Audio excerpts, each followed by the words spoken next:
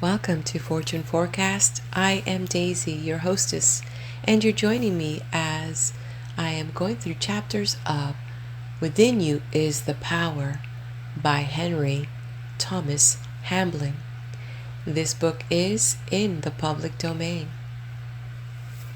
Recapping the previous chapter on success, I like how Mr. Hamblin immediately dove into what he meant by success, and it was not material things per se. He stated that it is the achievement of something worthwhile.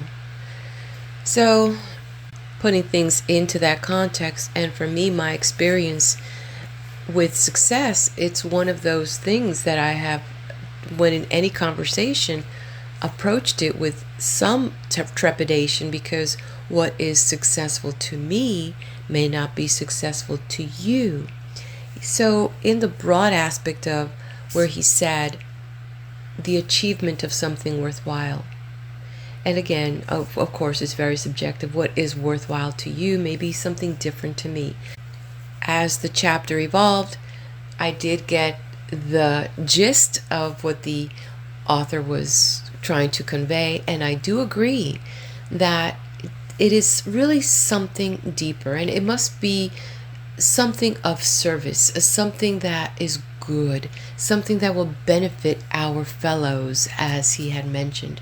And he repeated it 3 times, and I love this because it resonates deeply with me, my very own desire to cultivate virtues within me.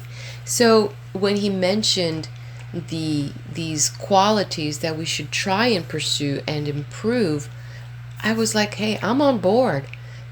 For me, definitely I am pursuing growing spiritually, and that, I love how he said, it demands imagination, and it demands vision and courage and faith and determination, persistence and perseverance, hope and cheerfulness. And in the Bible, there are 7 heavenly virtues to cultivate, such as prudence, justice, temperance, fortitude, and the theological virtues of faith, hope, and charity. So it's a lot of work. It's almost like we're taking this dense human and crude mechanisms of what we are, and within us there are these like coal chunks that, with enough pressure from experience and a desire to be better than what we were yesterday, we can cultivate these, we can polish them, and we can become bright as shining diamonds. But to dream, to hope is one thing, and to do is another. I do hope that we can come together in our very own way, in our own very little world that we have, that we can choose to do better, to be better, not just for ourselves. It is acknowledging that when we become better, others also benefit. All right, let's go ahead and jump into chapter 6, Health. It is impossible in a little work of this description to explain why it is that one person inherits a weak and ailing body and another enjoys a strong and robust constitution. Sufficient for us here to notice that the days of rude, rugged health are passing, and that man is becoming more highly strung, nervous, and psychic in his makeup.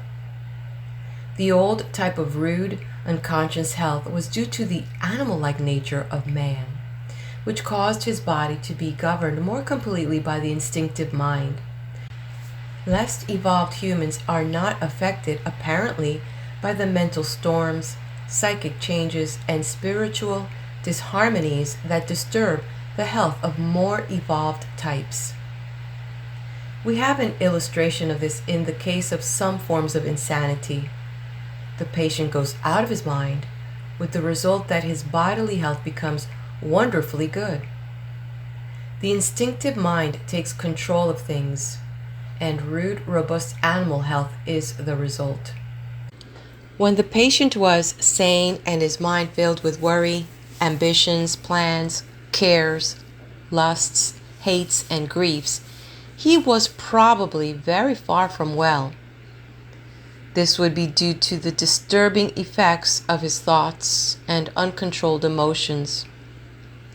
When therefore his conscious mind gave way and he became happy in an imbecile way, he ceased to think of these disturbing things, with the result that the instinctive animal mind was able to work undisturbed. It is of no use sighing for the good old times, when people were rugged and strong in the way that savages are rugged and strong. For evolution has decreed that man shall change into a higher and more nervous and sensitive type. In this sensitive type, wrong thoughts and emotions quickly produce pain and suffering. The majority of people do not know what good health is.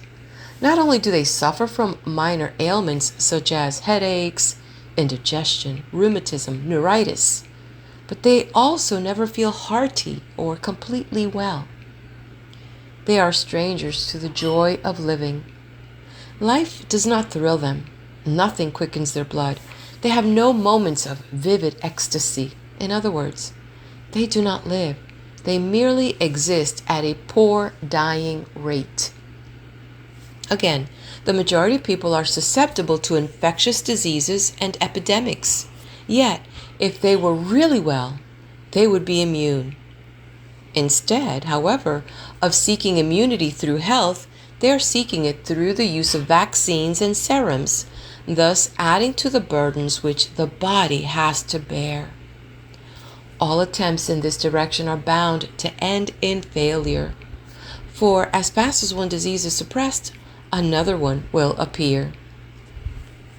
Many people look upon disease and sickness as inevitable, yet the truth is that health is the normal state, and ill health an abnormality.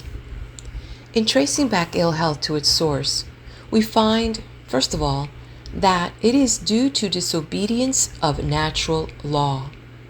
Large numbers of people break nearly every known natural law of health and are surprised that they become ill. Yet the wonder is that they are as well as they are. Yet, while obedience to nature's law and the use of nature cure methods will carry us a certain part of the way, we find that there must be causes even deeper than those which are physical. We are confronted by the fact that there are many people who obey every known physical law of health, who bathe, exercise, breathe, eat, and drink scientifically, who adopt nature cure methods instead of drugs and serums, who yet cannot find health. Therefore, we must search deeper and go to the mind in order to discover the cause of ill health. When we look to the mind, we find a prolific cause of sickness. Man thinks himself into ill health and disease.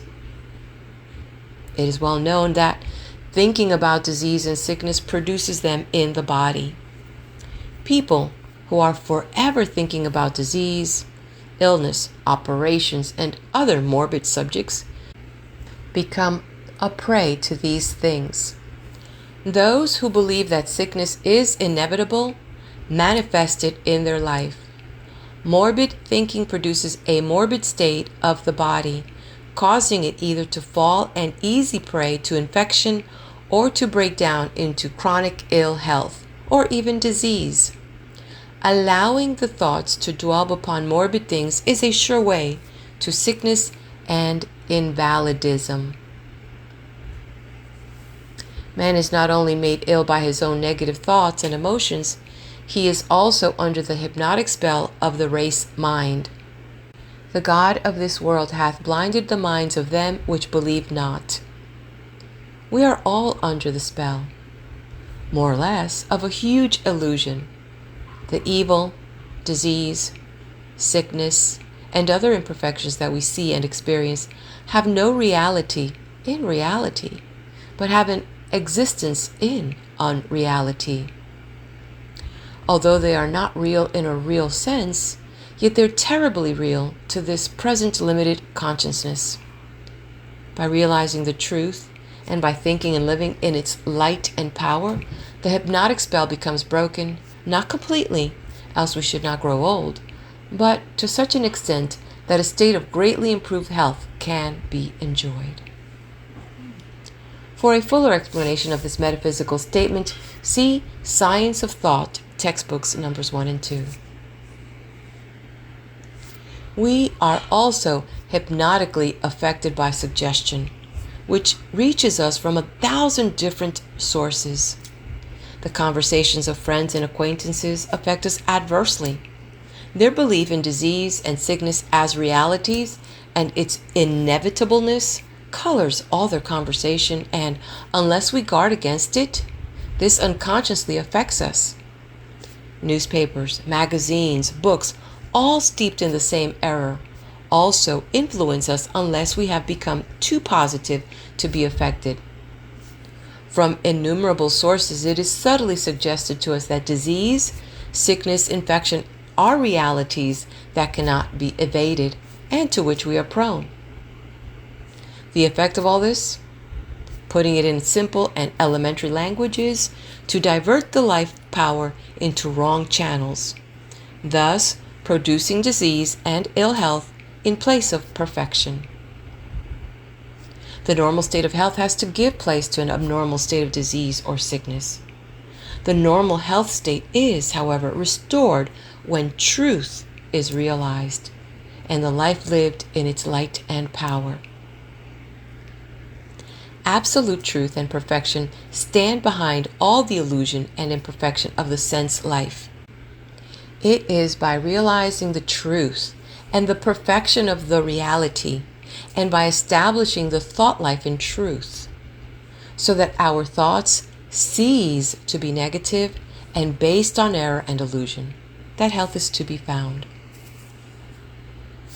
It is often said that ill health is the result of sin. It is, for thinking about disease, sickness, and ill health, believing them to be inevitable is one of the greatest of sins. The way of life is to walk, think, and act after the Spirit, which is perfect, whole, immortal, and incorruptible, and not after the flesh, corruption, disease, sickness, death. By thinking after the flesh, we dishonor God, who is absolute wholeness and perfection, and cut ourselves off from the divine life and power. But there are other ways by which wrong thinking destroys the health. Thinking thoughts of lust is a prolific cause of unhappiness, sickness, and nervous disease. The divine forces of life are directed into a wrong channel, resulting either in indulgence and inevitable weakening of body, brain, and will, or in repression and its consequent nervous diseases. If the thoughts are allowed to dwell upon impurity, evil results must follow in some form, either inaction or ill health, or both. Thought must be controlled and reversed continually, not repressed, but reversed. Be it noted, for there is a tremendous difference between the two. Repression creates nervous trouble, but the reversing or transmuting the thoughts, the life becomes transformed, and the bodily health greatly improved. Further, indulging in thoughts of hate, resentment, ill will, fear, worry, care, grief, and anxiety produces ill health, and by lowering the tone of the body, lays it open to infection and disease. We therefore see that the state of the mind and the character of the thoughts are important factors which cannot be ignored. It is useless to treat either ill health or disease if they are merely the external effects of hidden causes of the mind. In order to effect a cure, we have to get back to the cause of the trouble. Thought control is a great assistance. Substituting a right or positive thought for a wrong one will, in course of time, work wonders in the life. In the subconscious, we have an illimitable power of extraordinary intelligence. According to our thoughts, this wonderful power either builds up health, harmony, and beauty in our life and body, or just the reverse. The power is good. The intelligence is apparently infinite, but it goes wherever our thoughts direct it, by our thinking. Therefore, we either create or destroy, produce either good or evil.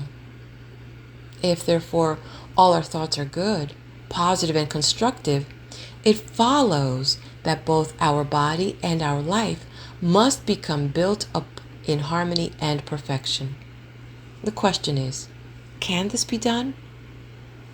It can be done if we have the desire and are willing to discipline ourselves and persevere in the face, often of seeming failure. Some readers may say, at this point, that they have no desire to be so frightfully good, that they're not prepared to give up lust, impurity, hate, anger, malice, and thoughts and emotions of this kind. Very well. If this is so, they must go on and learn, through suffering, the lesson which they refuse to learn willingly. Others may say, yes, I want to control my thoughts, but how can I cease to worry when I have so much about which to worry? And how can I cease to hate when I have been so deeply wronged? This brings us to an even deeper cause of ill health than that of mind, viz., the attitude of the heart. Our scriptures tell us that, as a man thinketh in his heart, so is he. By heart is meant the soul or feeling, desiring part of man. It is here where the conflict between the self-will and the divine will, between the desires of the flesh and the longings of the spirit take place. The real root cause of all unhappiness, disharmony, and ill health is spiritual, and not merely mental or physical. The latter are contributory causes, but the former is the fundamental cause. Spiritual harmony is, in reality, the cause of all ill health and disease. Until spiritual harmony is restored, man is a kingdom divided against itself, which, as our Lord said, cannot stand. Healing, then, must be of spiritual character. Until this harmony exists, there can be no overcoming of hate thoughts, fear thoughts, or worry thoughts, and until these are overcome, there can be no true healing. Our Lord's healing was a gracious healing of the spirit. It restored inward harmony by forgiving sin, by changing the heart's desires, by bringing the will of the subject into harmony with the divine will of the whole. Our Lord's healing was not accomplished by means of suggestion, neither was it achieved by human willpower. It was done by a bringing into harmony of the heart and desires and will with the divine will. At the same time, there must have been a revelation of the truth that the will of God is love, wholeness, joy, and perfection, and not disease, sickness, and misery.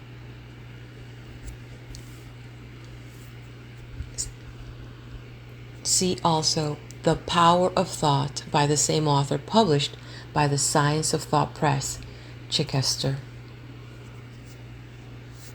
Mental healing does not become possible until we have made our peace with God, until we have surrendered entirely to the love principle. We cannot overcome our hate thoughts and malice thoughts or resentment thoughts by transmuting them into thoughts of love. Until we surrender to the divine will and leave all our problems to the infinite mind, we cannot cease to worry and fear. Mental discipline and thought control are necessary after this inward change has taken place, for we all have to work out our own salvation. But the essential thing is the inward heart surrender in love and trust. So long as we hate our brother, or fear what the morrow may bring forth, or worry about the things of this life, we can never be well. When, however, we have become attuned to the divine harmony and have learned to control our thoughts and emotions and to transmute fleshly and material desires into loving service, a state of wholeness is the inevitable result. Old, deeply seated disorders die away, and a steady improvement in the state of health takes its place. In order to regain health, it is necessary to raise oneself up continually to the divine ideal of health, harmony, and perfection.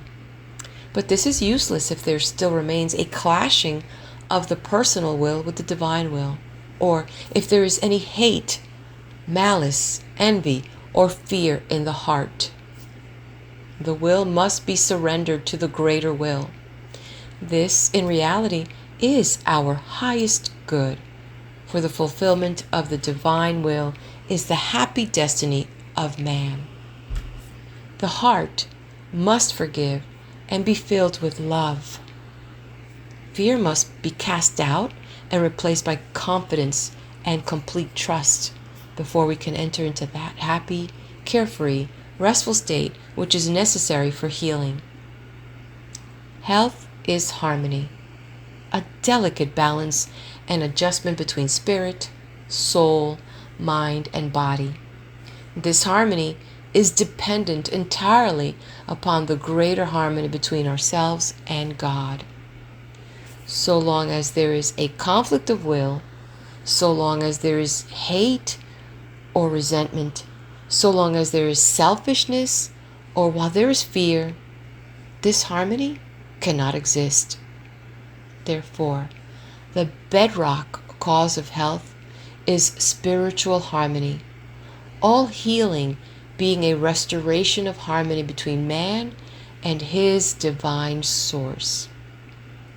When this harmony is restored, man is no longer a kingdom divided against itself, for he becomes established in unity.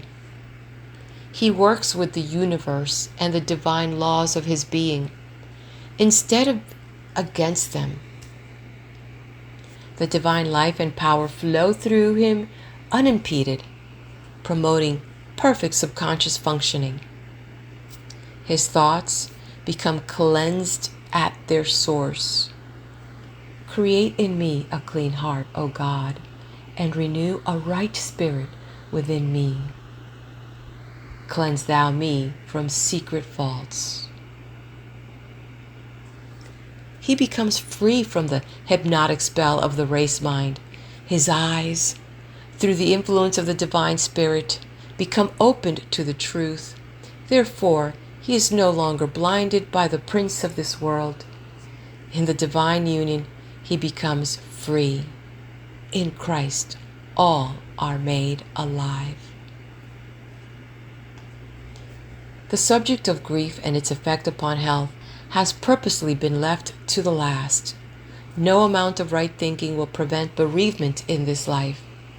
These form part of the necessary discipline of life, and it depends entirely upon how we meet our trials, whether they shall be hurtful or the greatest possible blessing.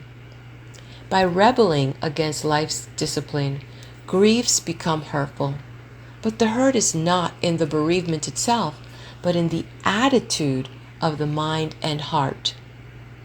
Until the soul is able to drink the cup of sorrow willingly and say, "Thy will be done," bereavement is hurtful, destroying both health and happiness. The cause of the hurt is, however, in the hardness of heart, and not in the bereavement itself. There must, therefore, be submission and an acknowledgement that the discipline is necessary. This does not imply, however, a weak giving in to grief and mourning. One who has been bereaved can never, it is true, be the same again, for he or she becomes more chastened, more loving, more sympathetic, richer and more mellow in character. The loved one can never be forgotten, but that is no reason why the heart should be bowed down by grief and the life made desolate by sorrow. In such cases, true religion, not religiousness, is the only thing that can satisfy the soul, harmonize the mind, and heal the body. To be established in truth, knowing that all is well, that God makes no mistakes, and that there is, in reality, no death, but only change, is the only way by which bereavement can be made to a blessing in disguise. When this stage is reached, grief is overcome, death being swallowed up in victory. The only panacea for all life's troubles is conscious harmony with our divine source and the divine will and purpose which desire only our highest good. And this concludes Chapter 6. I'll meet you in the next video.